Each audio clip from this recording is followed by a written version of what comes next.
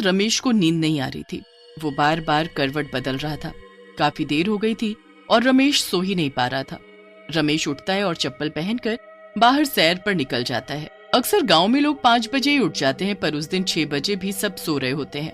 रमेश को ये बात अजीब तो बहुत लगती है और वो इधर उधर देख भी रहा होता है कि शायद उसे कोई दिख जाए, पर उसे कोई भी दिखाई नहीं देता।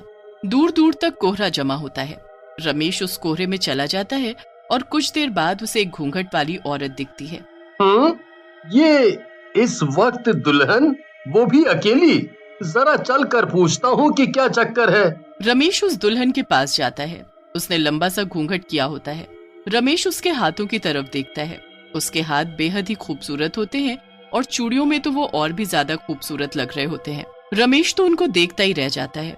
उसके बाद वो उससे धीरे से पूछता है, कौन हो आप और यहाँ ऐसे अकेले? मेरा नाम माया है। मैं इस गांव की नहीं हूँ, पास वाले गांव से हूँ। यहाँ मेरी मौसी रहती है, तो बस मैं तो उससे मिलने आई थी। पर इतनी सुबह? सुबह नहीं, अभी तो रात के 2:30 बजे हैं। क्या? पर मैंने तो घड़ी में टाइम देखा था। लगता है घड़ी रुक गई थी। तभी मैं सोचूं कि कोई गांव में अभी तक उठा क्यों नहीं। खैर, तुम इतनी रात को अकेली क्यों घूम रही हो? नहीं नहीं, मैं खुद चली जाऊंगी, तुम्हें तकलीफ उठाने की जरूरत नहीं है। अच्छा ठीक है, पर क्या तुम इस घूंघट को उठा नहीं सकती?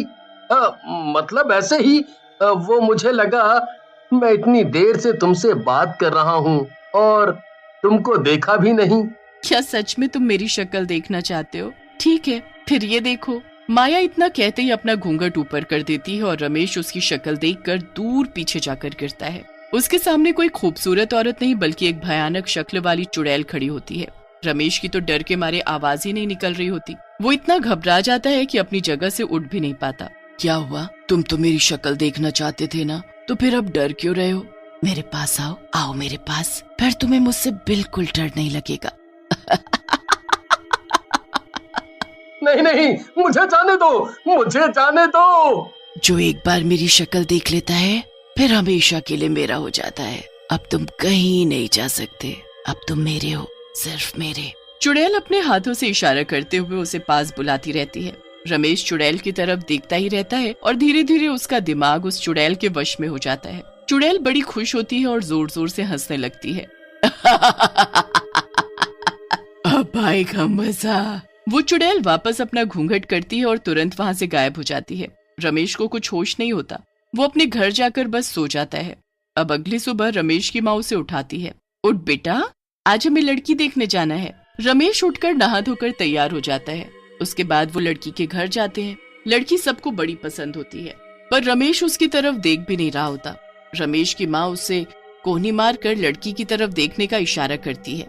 अरे लड़की को तो देख, फिर हम तेरा रिश्ता इससे पक्का करें। रमेश का दिमाग अभी भी चुड़ैल के वश में होता है। वो जैसे ही उस लड़की को देखता है उसका गला पकड़ लेता है। सब लोग ये देखकर हैरान हो जाते हैं और उस लड़की को रमेश के हाथों से जैसे तैसे छुड़ाते हैं। ये क्या हरकत की है तूने? मैं सारी लड़कियों को मार डालूंगा, जो भी मेरे सामने आएगी सबको मार डालूंगा।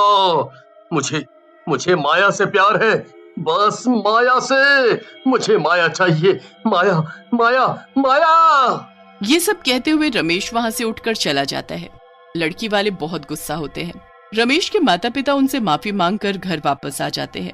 घर पर भी रमेश माया की रट लगाए होता है। उसके माँ बाप को समझ ही नहीं आ रहा होता कि आखिर ये माया है कौन। दूसरी तरफ माया घूंघट करके दूसरे शिकार को ढूंढने निकल चुकी होती है। आधी रात में वो घूंघट किए गाँव में घूम रही होती है।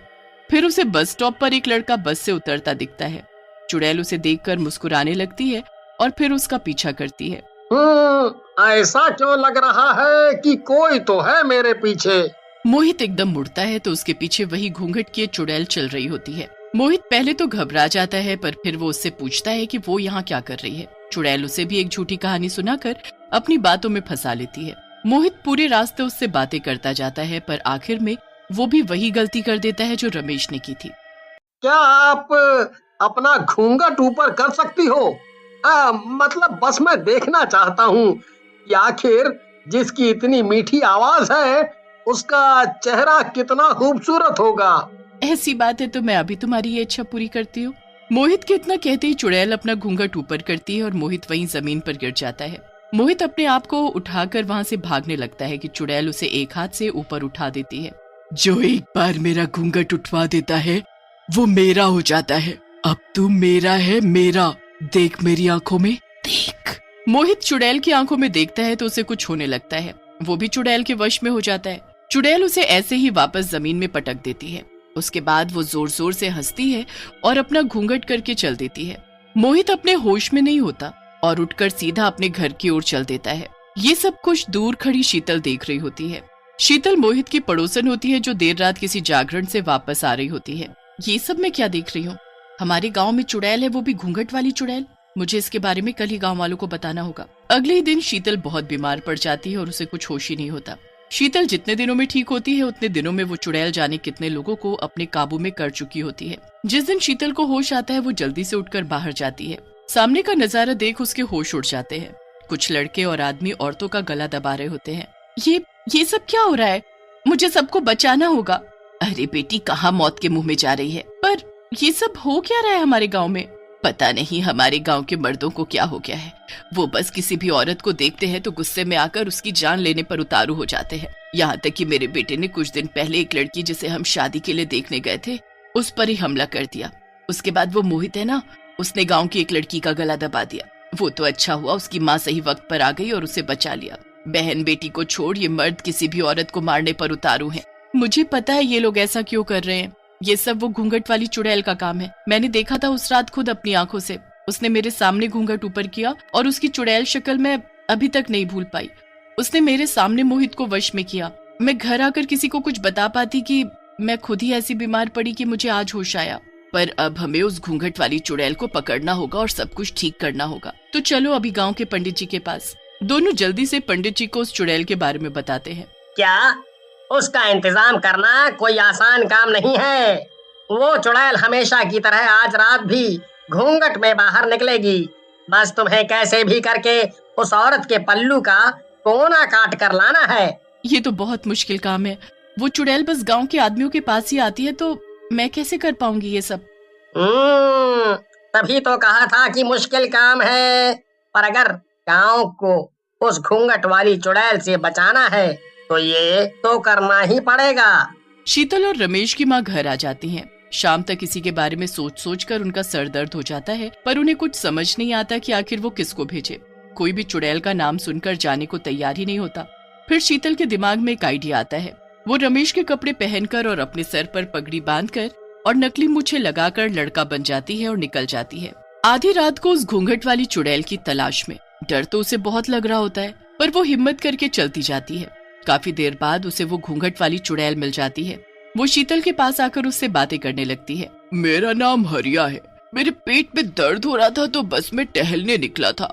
अच्छा, तो मैं कुछ मदद करूं? नहीं नहीं नहीं, अब तो ठीक है। चुड़ैल काफी देर तक शीतल को हरिया समझ उससे बातें करती रहती है। शीतल की नजर चुड़ैल के पल्लू पर होती है जिसे उसको काटना होता है, पर उसे समझ ही नहीं आ रहा होता कि वो ये काम कैसे करे। तुम पहले ऐसे आदमी हो जिसने अभी तक मेरी शक्ल देखने को नहीं बोला। शक्ल में क्या रखा है? मुझे तुम्हारी शक्ल देखने में कोई दिलचस्पी नहीं है। शीतल बहुत डर जाती है। चुड़ैल उसे अपनी शक्ल दिखा दे उससे पहले वो अपना पैर अड़ाकर उसे गिरा देती है। आह, ये क्या किया तुमने? मुझे गिरा दिया। चुड़ैल का घूंघट उसके चेहरे से हट जाता है, पर उससे पहले शीतल उसका पल्लू का टुकड़ा काट चुकी होती है।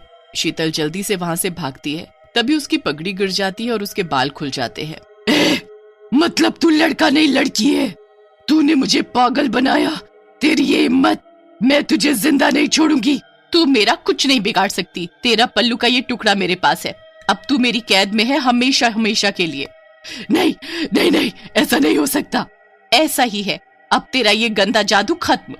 शीतल उस टुकड़े को ले जाकर पंडित जी को दे देती है, जिससे वो गांव के सभी आदमियों को ठीक करता है और फिर उस टुकड़े को एक मटके में बंद करके जमीन में गाड़ देता है। उसके बाद वो चुड़ैल कभी किसी को नहीं दिखती।